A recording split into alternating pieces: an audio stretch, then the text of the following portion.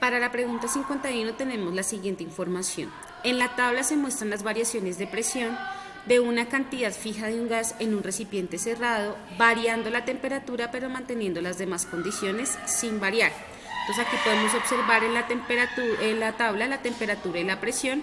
La temperatura pues en unidades grados Kelvin, sistema internacional, igual que la presión en atmósferas. Vemos que pues va aumentando de 298 a 73 y asimismo la presión. Un estudiante quiere explicar este comportamiento y recurre a la ley de los gases ideales. Recordemos que pues los gases pueden dividirse en gases ideales y gases reales.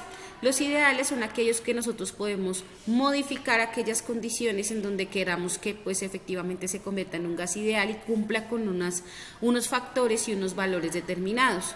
La ecuación que representa en la química y en la física esta variabilidad es presión por volumen igual al número de moles, la constante R de los gases y la temperatura, donde P es la presión, B es el volumen, N es el número de moles, R la constante y T la temperatura, como también lo está explicando y lo está mostrando aquí la pregunta. Con base en la información anterior y teniendo en cuenta la ley de los gases ideales, ¿cómo cambia el comportamiento de los gases cuando aumenta la temperatura del recipiente? Entonces, aquí hay varios puntos antes de llegar a la respuesta que son pues importantes de que los analicemos para futuros pues exámenes de estado y cuando ustedes presenten su prueba.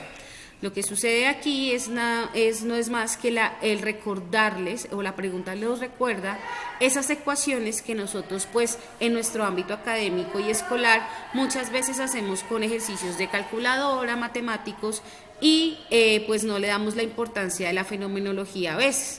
Aquí nos están recordando esa importancia fenomenológica, qué significa cada una de las variables y los factores que pueden alterar los gases, qué es la ley de los gases ideales, que pues aquí claramente la están mostrando, y un análisis en particular. Entonces, de acuerdo a ello, nos confirma que en nuestras pruebas de estado no nos están evaluando una capacidad memorística, nos están evaluando una capacidad de interpretación, de proposición y de argumentación con base en la pregunta.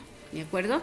Entonces miremos las opciones de respuesta. Decían que nos están preguntando que cómo cambia el comportamiento de los gases cuando aumenta la temperatura del recipiente, es decir, lo que está sucediendo en esta tablita, que es lo que nos están explicando. Aumenta el número de moles del gas.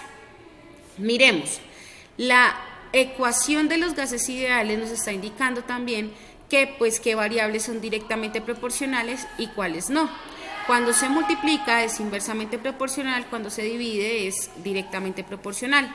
Las moles y la temperatura, pues, si bien están dentro de la ecuación, en el contexto de la pregunta, pues no me están indicando que haya un cambio o una alteración en las moles. Por lo tanto, pues, pueda que sí aumente el número de moles, pero nosotros no lo estamos confirmando con la información que nos suministra la pregunta, entonces, pues, no nos quedaría como muy clara que esa sea la respuesta. Miremos la opción B.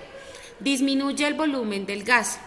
El volumen también es un factor o pues una parte de la ecuación de la ley de los gases ideales. Sin embargo, en nuestra tabla y en nuestra información, lo único que lo vemos o en donde lo evidenciamos es en la ecuación demostrativa, pues para que sepamos cada una de las variables de esta ecuación. Mas no podemos aseverar con certeza que el volumen esté disminuyendo del gas.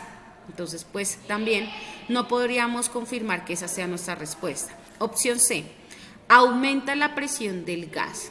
Si nosotros observamos esta tabla y también observamos la ecuación y el contexto de las condiciones que están variando en ese gas que estamos ahí explicando, vemos que hay dos variables en cuestión, que es la temperatura y la presión.